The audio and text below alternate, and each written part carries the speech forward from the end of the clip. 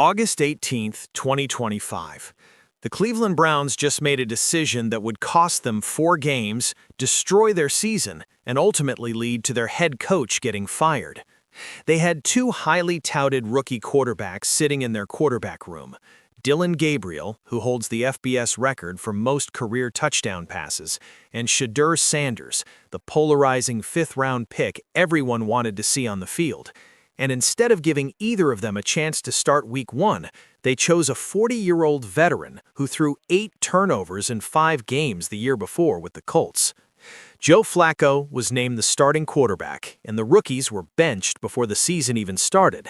No competition, no battle, just a straight-up decision to go with the guy who was supposed to be the mentor, not the solution, and it blew up in their faces spectacularly. This is the story of how one terrible decision cost the Browns everything. Make sure you hit that subscribe button right now, because this story is about to get wild. Let's start with the announcement. August 18th, 2025. The Cleveland Browns held a press conference and officially named Joe Flacco their starting quarterback for Week 1 against the Cincinnati Bengals. Head coach Kevin Stefanski stood at the podium and praised Flacco's experience, leadership, and familiarity with the offense. "I have a ton of faith in Joe," Stefanski said. "I have confidence in Joe. I'm excited for him. His teammates know what he's about. He's a hard worker." It was a safe decision, a comfortable decision, the kind of decision that makes sense on paper but completely ignores reality. Because here's the thing, Joe Flacco wasn't signed to be the starter. When the Browns brought him back in April 2025 on a 1-year, $4 million deal, the plan was for him to be the veteran presence in the quarterback room, the mentor, the guy who could teach Dillon Gabriel and Shedeur Sanders how to be professional quarterbacks. He was supposed to bridge the gap between the Deshaun Watson disaster and whatever came next. He wasn't supposed to be starting Week 1. But injuries changed everything. During training camp, the Browns had 4 quarterbacks competing for the job: Joe Flacco, Kenny Pickett, Dillon Gabriel, and Shedeur Sanders. Deshaun Watson was rehabbing from his 2nd torn Achilles and wouldn't play a single snap all season. So the job was wide open. And at first, it looked like Kenny Pickett, the former 1st-round pick who came over from Pittsburgh, would be Flacco's main competition. But on July 26th, just days into training camp, Pickett suffered a hamstring injury. He was limited for the rest of camp and never got a real chance to compete. Then Dillon Gabriel went down with a hamstring injury and missed the first preseason game. Shedeur Sanders played in that game and turned heads with his performance, but then he suffered an oblique injury and missed the 2nd preseason game. By the time everyone looked up, Flacco was the only healthy quarterback left, and Kevin Stefanski, instead of waiting for the rookies to heal and giving them a fair shot, just handed Flacco the job. No competition, no battle, just "you're the guy." And Browns fans immediately knew it was a mistake, because Joe Flacco in 2025 is not the same Joe Flacco who won a Super Bowl in 2013. He's 40 years old, he's lost his arm strength, he can't move in the pocket, he's a statue back there, completely immobile, unable to escape pressure. And worst of all, he turns the ball over constantly. In 2024 with the Colts, Flacco started 2 games and threw 8 turnovers, 6 interceptions, and 2 fumbles. He was benched both times. And yet, the Browns looked at that track record and said, "Yeah, that's our guy." So what happened? Week 1, Browns versus Bengals. Cleveland lost 32-13. Flacco threw 2 interceptions and fumbled once. The offense looked stagnant and out of sync. Browns fans were furious, but Stefanski stuck with him. Week 2, Browns at Ravens, a 41-17 blowout loss. Flacco threw for just 115 yards and 1 interception. He was sacked 4 times and looked completely overwhelmed.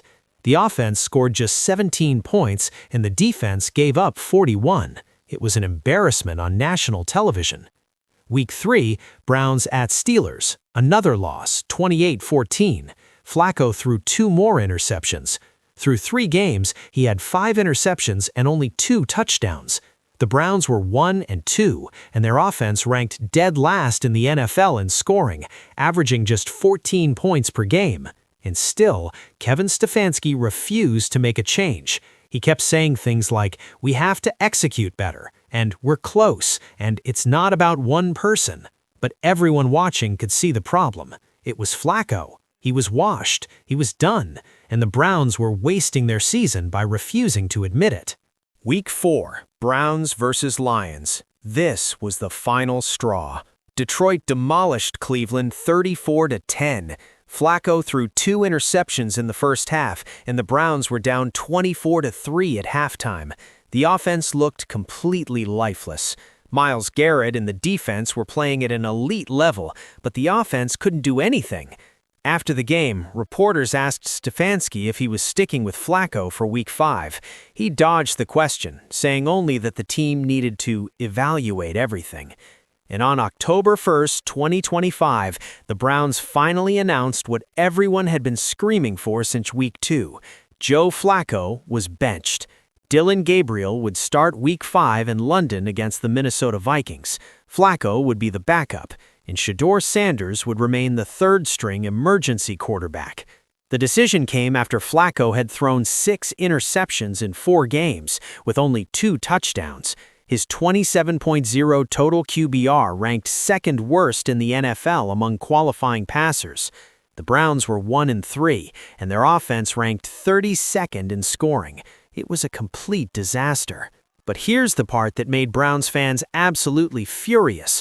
Shedeur Sanders wasn't even promoted to backup. He stayed as the third-string emergency quarterback, meaning he could only play if both Flacco and Gabriel got injured. And when reporters asked Stefanski about Sanders, he gave the same tired excuse. He's still learning the playbook. He's not ready yet. It was a slap in the face to a player who had started multiple years at Colorado, led one of the most prolific offenses in college football, and was considered by many analysts to be the best quarterback in the draft before his shocking slide to the 5th round. And Shedeur Sanders' response to being kept as the third-string quarterback? Complete silence, literally. During a press conference after the Browns announced Dillon Gabriel as the starter, reporters asked Sanders for his thoughts on remaining the emergency quarterback, and Sanders just sat there, miming answers with his lips moving but no sound coming out. It was a silent protest, a middle finger to the coaching staff, and the clip went viral. Some people thought it was hilarious, others thought it was disrespectful, but everyone understood the message. Sanders was not happy with how he was being treated. And you know what? He had every right to be pissed, because the Browns didn't just bench the rookies before the season started, they sabotaged them. Former NFL MVP Cam Newton went on his podcast and absolutely blasted the Browns for how they handled Sanders. Because if you were to say, "I want Cleveland to have a person or figure to have every chance to be successful," Shedeur has been the opposite of that, Newton said. He accused the Browns of playing Sanders with trash players in the preseason instead of giving him first-team reps. "They're setting him up to fail," Newton said. And he was right. During training camp, Shedeur Sanders didn't get a single first-team rep. Not one. Joe Flacco ran with the once, Dillon Gabriel got second-team reps, and Sanders was stuck working with the third stringers, the guys who wouldn't even make the final roster. So when Sanders finally got into preseason games, he was playing with backups against other teams' starters. Of course he looked rough. Of course he made mistakes. The Browns set him up to fail, and then they used those failures as justification for keeping him buried on the depth chart. Meanwhile, Dillon Gabriel, who did get first-team reps and was given a real chance to compete, looked solid in the preseason. In 2 appearances, he completed 75% of his passes and showed quick decision-making, accurate passing, and enough athleticism to escape pressure. He looked like a guy who could step in and play right away. And yet, Kevin Stefanski still chose Joe Flacco. Why? Because Stefanski wanted experience. He wanted someone who knew the system. He wanted to play it safe, and it backfired spectacularly. So what happened when Dillon Gabriel finally got his shot in Week 5? He went 1-5 as the starter. He threw for 937 yards, 7 touchdowns, and 2 interceptions. The offense was slightly better under Gabriel than it was under Flacco, but it still ranked near the bottom of the league. And in Week 11, Gabriel suffered a concussion and was placed in the NFL's concussion protocol. He missed the next game, and Kevin Stefanski had no choice but to turn to Shedeur Sanders. And you know what happened? Sanders balled out. In his first start against the Las Vegas Raiders, he threw for 234 yards and a touchdown. He made some mistakes, 2 interceptions, but he also showed flashes of brilliance, a 52-yard bomb down the sideline that stunned his own teammates, poise under pressure, the ability to extend plays with his legs. In Week 14 against the Tennessee Titans, Sanders threw for 364 yards and 4 touchdowns in a shootout against fellow rookie Cam Ward. And in the season finale against the Bengals, Sanders led a game-winning drive in the final 2 minutes to secure a 2018 victory. Through 7 starts, Sanders went 3-4 as the starter. His stats weren't great, 1,400 yards, 7 touchdowns, 10 interceptions, but he played behind a decimated offensive line, with a bottom-tier receiving core and in brutal weather conditions. He was thrown into the fire with no preparation, and he still showed enough to prove he could be the Browns' starting quarterback in 2026. But by then, it was already lost. The season was already lost. The Browns finished 5-12, and Kevin Stefanski was fired on January 6, 2026. And here's the brutal irony. If Stefanski had just started Shedeur Sanders or even Dillon Gabriel from Week 1, the Browns might have won more games. Their offense might have been more dynamic. Their rookies would have gotten valuable experience and development. Instead, Stefanski wasted 4 weeks starting a 40-year-old quarterback who had no business being on the field, and it cost him his job. Joe Flacco finished the 2025 season with a record of 2-7 as a starter between the Browns and Cincinnati Bengals, where he was traded mid-season.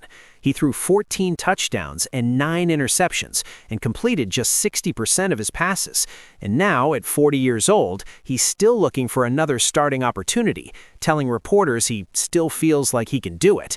But the reality is, his time is over. He's done, and the Browns wasted the first month of their season finding that out. Now, the Browns are searching for a new head coach, and that coach will have to decide what to do with Shedeur Sanders. Do they commit to him as the starter in 2026? Do they draft another quarterback with the number 6 overall pick?